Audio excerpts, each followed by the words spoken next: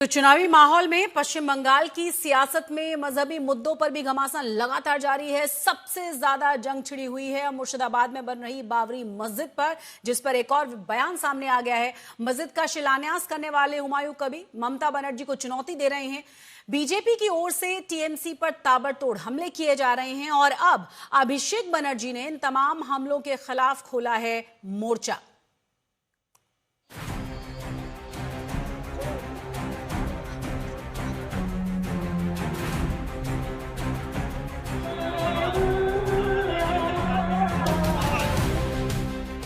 दिसंबर को पश्चिम बंगाल में बाबरी के नाम पर ऐसे विवाद की नींव रखी गई, जिस पर तनातनी बढ़ती जा रही है।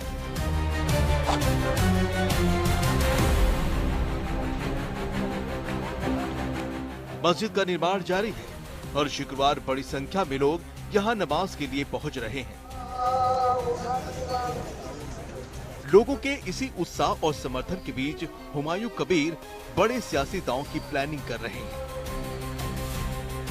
लेकिन अब टीएमसी ने हुमायूं कबीर के तमाम दावों के बीच बाबरी पर जारी सियासत को लेकर सीधा मोर्चा संभाल लिया है। पार्टी महासचिव अभिषेक बनर्जी ने बाबरी मस्जिद निर्माण को लेकर हुमायूं कबीर पर तंज कसा है।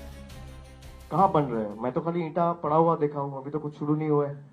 जब शुरू होगा तब सवाल पूछिएगा। भाई अनाउंसमेंट के बेसिस पे आप कैसे बोल दिया बन रहे हैं? बनना शुरू हो तब पूछिएगा। नहीं बनाए, लेकिन आपको अगर मंदिर मस्जिद का ही राजनीति करना है तो आप और बीजेपी में फर्क क्या है? और यही हुमायूं कबीर 2019 में बीजेपी का कैंडिडेट था। बाबरी मस्जिद वाला जो इंसिडेंट हुआ था वो 92 में हुआ था, तो 27 साल बाद आपको रियलाइज नहीं हुआ।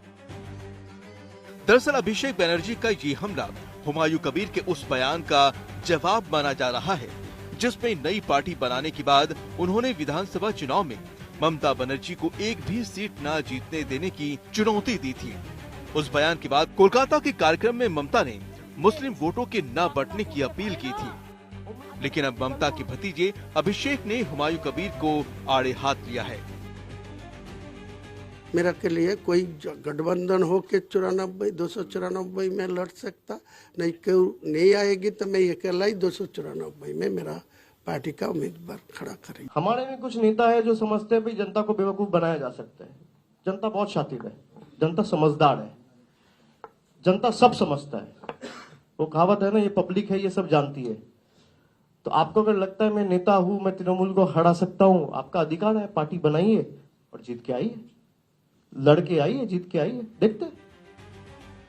उधर बाबरी को लेकर बीजेपी पहले ही टीएमसी पर हमलावर है। हुमायूं कबीर के कदम को बीजेपी टीएमसी की तुष्टीकरण वाली नीति का हिस्सा बता रही है।